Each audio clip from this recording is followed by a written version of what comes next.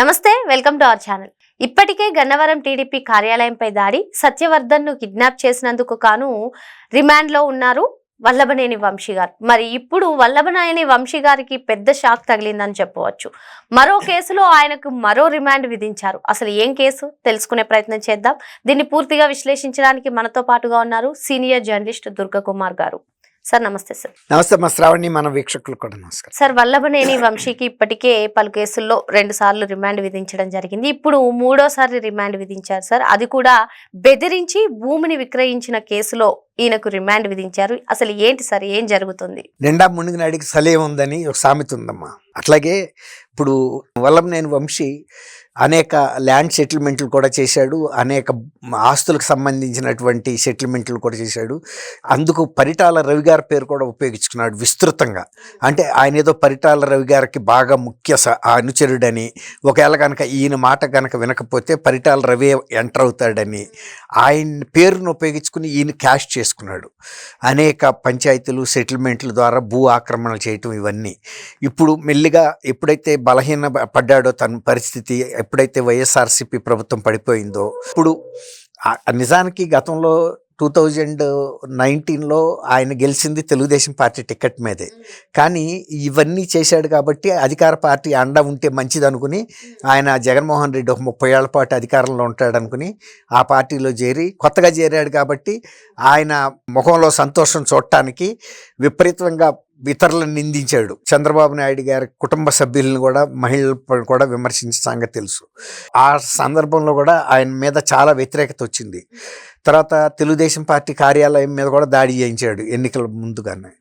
ఆ తర్వాత ఏమైంది, ఆ కేసు విషయంలో కేసును ఉపసంహరించుకోవాలని అప్పుడు సత్యవర్ధన్ ఎవరైతే ఫిర్యాదు చేశాడో ఆయన ఒక దళిత వర్గానికి చెందిన వ్యక్తి అయినా అతన్ని కిడ్నాప్ చేసి ఆ కేసును తీసుకెళ్ళి ఎస్సీ ఎస్టీ న్యాయస్థానంలో విత్డ్రా చేయించాడు. అది అన్ని ప్రూఫ్స్తో సహా బయటపడి దాంతో మీరు అన్నట్టు రిమాండ్లో ఉన్నాడు విజయవాడ డిస్ట్రిక్ట్ జైల్లో.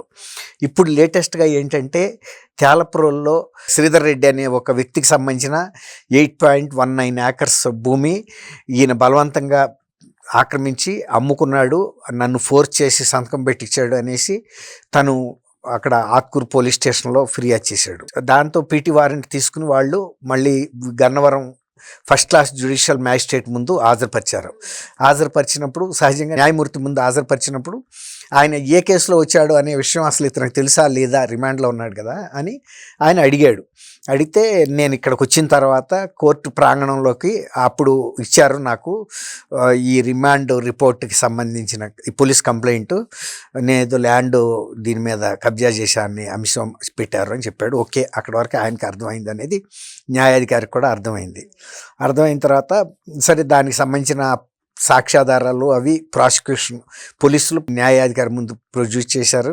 మళ్ళీ మీరు అన్నట్టు 3వసారి మళ్ళీ రిమాండ్కి పంపారు. రిమాండ్ పంపిన సందర్భంలో న్యాయాధికారి అడిగాడు, మీకు అన్నీ సక్రమంగా ఉందా జైల్లో అని. అయితే కేవలం ఇనుప మంచం మాత్రమే ఇచ్చారు, దాని మీద పరుపు ఇవ్వలేదు అని చెప్పాడు. తర్వాత నాకు ఫైబర్ కుర్చీ కూడా ఇవ్వలేదు అని. బహుశా ఆయన చెప్పిన దాన్ని బట్టి నాకేమర్థమైందంటే జైళ్ళ శాఖలో పాత కుర్చీలు ఉంటాయి, చెక్క కుర్చీలు, బహుశా ఆ చెక్క కుర్చీ ఇచ్చారని నేను అనుకుంటున్నా.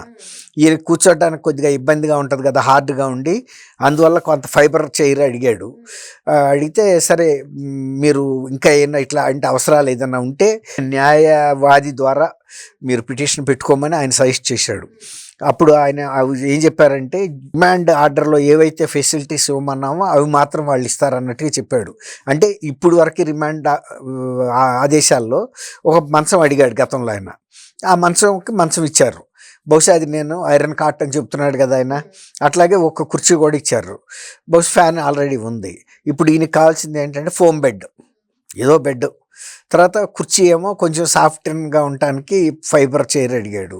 ఇప్పుడు అది ఆయన న్యాయవాది ద్వారా కనుక కోర్టుకి సబ్మిట్ చేస్తే మళ్ళీ బహుశా ఆయన మూడ్ను బట్టి, న్యాయాధికారి మూడ్ను బట్టి చూస్తే ఇచ్చేలాగానే అనిపిస్తుంది. ఎందుకంటే గతంలో మీరు ఏది అడిగారో అది ఇచ్చారు, అది ఇచ్చాను నేను. ఏదైతే నేను నా ఆదేశాల్లో ఇచ్చానో పోలీసు వారు మీకు ఆ జైల్లో అది ఇచ్చారు. ఇంకా మీకు అదనంగా కావాలంటే మీరు న్యాయవాది ద్వారా మీరు వినతిపత్రం పెట్టండి అన్నాడు. అంటే మరీ ఎక్కువ ఆమోదించకపోవచ్చు, కానీ ఇప్పుడు వరకు ఒక ఫైబర్ చైరు ఏదైనా ఒక పరుపు, దూది పరుపు లాంటిది ఏదైనా ఇవ్వమంటారేమో అని అనుకుంటున్నా. కాకపోతే ఇంతటితో ఇది ఆగే పరిస్థితిగా అయితే కనపట్టలేదు. ఎందుకంటే వంశీ గారు చాలా అక్రమాలు చేశాడు. తర్వాత ప్రభుత్వానికి సంబంధించినటువంటి కాలువల మీద మట్టి అది కూడా భారీ ఎత్తున అమ్ముకున్నాడు. గ్రావెల్ అవన్నీ కేసెస్ కూడా ఉన్నాయి. ఇప్పుడు మైన్స్ శాఖ వాళ్ళు కూడా, తర్వాత ఇరిగేషన్ అధికారులు కూడా వాళ్ళ కాలువ కట్ట మీద పోలవరం నుంచి విజయవాడ ప్రకాశం బ్యారేజ్కి వచ్చే కాలువ వీళ్ళ ఊరు పక్క నుంచి వెళ్తుంది, వీళ్ళ నియోజకవర్గం నుంచి. అక్కడ ఆ కాలువలు తవ్వినప్పుడు తీసిన దాన్ని ఏమంటారంటే ఓవర్ బర్డెన్ అంటారు. ఆ మట్టి కట్టలుగా వేస్తారు. అది చాలా ఇవాళ విలువ ఉందో దానికి, గ్రావెల్కి, రోడ్లు వేయటానికి, వాటికిను లో లయింగ్ ఏరియాస్ పూడ్చుకోవటానికి. ఇట్లా కొన్ని కోట్ల రూపాయలు కొల్లగొట్టాడనేది ఆరోపణ. ఇప్పుడు ఆ పోలవరం కాలువ వాళ్ళు ఎంత క్యూబిక్ మీటర్లు పోయిందో అందాజా చెప్పగలుగుతారు. ఎందుకంటే వీళ్ళు తవ్వుకెళ్ళిన కొలత పెట్టి టేప్ పెట్టి చూస్తే ఎన్ని వేల క్యూబిక్ మీటర్లు పోయినాయా, లక్షల క్యూబిక్ మీటర్లు పోయినాయా, ఒక క్యూబిక్ మీటర్ ఎంత విలువ ఉంటుంది. అది అమ్మటమే కాకుండా ప్రభుత్వానికి సేనరేజ్ ట్యాక్స్ అని కట్టాలి. అంటే గనుల మినరల్స్ అన్నమాట.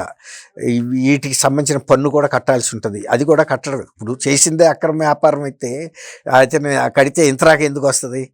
కాబట్టి మనం ఈ 3 రిమాండ్లతోనే వంశీ బయటపడతాడని కూడా మనం అనుకోవటానికి ఏం లేదు. అయితే ఈ సందర్భంగా వాళ్ళ మిస్సెస్, ఆమె పేరు మంజుశ్రీ, పంకజశ్రీ గారు కూడా వచ్చినట్టు, కలిసినట్టు చెప్తున్నారు. సరే, కలవటానికి ఏముంది, వాళ్ళ కుటుంబ సభ్యులు కాబట్టి కోర్టు దగ్గరికి వచ్చినప్పుడు ఓపెన్ ఏరియాలోనే కాబట్టి వ్యాన్ ఎక్కే రకాను వ్యాన్ నుంచి దిగి కోర్టుకు వచ్చే వరకు కుటుంబ సభ్యుల్ని అలౌ చేస్తారు మానవతా దృక్పథంతో. ఏదైనా చిన్న విషయాలు మాట్లాడుకుంటారు, ఎలా ఉన్నారు ఏంటి అన్న విషయాలు. సార్, ఇప్పుడు వల్లభనేని వంశీని చూసుకున్నట్లయితుంటే నాకు వెన్నునొప్పి, నాకు మంచం, ఇనుప మంచం ఇచ్చారు, పరుపు కావాలి, అదేవిధంగా కుర్చీ కావాలని అడిగారు. మరి గతంలో మనం చూసుకున్నట్లయితే చంద్రబాబు నాయుడు గారు ఎప్పుడైతే అరెస్ట్ అయ్యారో అప్పుడు దోమల బెడద ఎక్కువగా ఉంది, ఏసీ కావాలన్నప్పుడు వైసీపీ కీలక నేతలందరూ కూడా ఏ విధంగా మాట్లాడారో మనం చూసాం. మరి ఇప్పుడు ఏం చెప్తారంటారు? అప్పుడు అన్నారు కానీ దోమలు కాక రంభ ఓరసి వెనకాల వస్తారా అన్నారు. అట్లాగే ఇప్పుడు మరి మంచం అయితే ఇచ్చారు, మళ్ళీ మంచం అడిగిన తర్వాత ఫోమ్ బెడ్ అడుగుతున్నాడు ఆయన. అట్లాగే కుర్చీ ఇస్తేనేమో ఇది అడుగుతారు.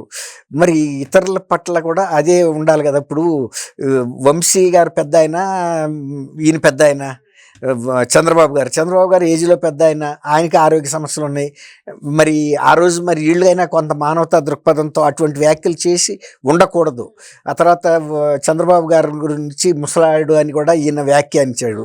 ఇప్పుడు ఆయన జైల్లో ఉండి బయటకు వస్తే చంద్రబాబు గారికి అన్నంటే నమ్ముతారు ఈయన్ని, అంత పెద్ద వయసు కనపడుతుంది. ఇప్పుడు ఎవరినైనా తేలిగ్గా మాట్లాడకూడదు. ఆ రోజు మనకు వచ్చినప్పుడు మనకు తెలుస్తుంది. ఇప్పుడు అందరూ ముసలాడు అని ట్రోల్ చేస్తున్నారు. ఆయన పెద్ద ఆయన వయసు, ఆయన పెళ్ళిడు వచ్చిన పిల్లలు ఉన్నారు. కాకపోతే ఆయన గ్లామర్ మెయింటైన్ చేశాడు. ఇట్లాంటి అక్రమ డబ్బులు, ఇప్పుడు ఇతరుల పొలాలు అమ్ముకుని, ప్రభుత్వ ఇవి అమ్ముకుని, అనేక ఇవి చేస్తే, కుంభకోణాలు చేస్తే ఎవరైనా గ్లామర్గా ఉంటారు. కానీ మరి జైల్లోకి వెళ్ళి అక్కడ ఉన్నప్పుడు మెయింటైన్ చేయటువంటి అంత ఈజీ కాదు కదా. ఇంట్లో జరిగినట్టు ఇప్పుడు ఆయన్ని పట్టుకెళ్ళింది ఎక్కడ, మై హోమ్ పూజ, మంచి కాస్ట్లీయెస్ట్ ప్లేసు. ఆయన తినేది అట్లాగే ఉంటుంది. ఆయన ప్రయాణించే కార్లు కూడా మంచి ల్యాండ్ క్రూజర్ లాంటి కార్లు. మరి ఇప్పుడు అక్కడ మరి ఇనుప మంచం మీద పడుకోవటం మరి ఇబ్బందిగానే ఉంటుంది. తర్వాత జైలు ఫుడ్ కూడా అట్లాగే ఉంటుంది. మరి ఆయనకి జైలు ఫుడ్ కూడా ఇంటి నుంచి అయితే అలౌ చేసినట్టు లేదు. కొంతమందికే ఇస్తారు అది పర్మిషను. అది జడ్జి, న్యాయాధికారి విచక్షణకి ఆధారపడి ఉంటుంది. అంటే వయసు రీత్యా, తర్వాత వాళ్ళకుండా ఆరోగ్య పరిస్థితులు, గతంలో వాళ్ళ హోదా, ప్రతిష్ట, ఇవన్నీ కూడా పరిగణలోకి తీసుకుని ఇస్తారు ఇంటి నుంచి భోజనం అనేది. అట్లా అనమాట. ఇప్పుడు వంశీ గారికి ఎవరైనా వాళ్ళ రాక వస్తే కానీ దాని రుచి ఏంటనేది తెలీదు. ఇప్పుడు ఆయనకైతే పూర్తిగానే తెలిసిందనిపిస్తుంది. మరి ఈ 3 రిమాండ్లే కాదు, ఇంకా పలు కేసులు నమోదయ్యే అవకాశం ఉంది. ఇప్పుడే బయటకు వచ్చే ఛాన్స్ లేదు వల్లభనేని వంశీ అని చెప్పి సార్ చెప్తున్నారు. Thank you sir. Thank you మన శ్రావణి, మన వీక్షకులు.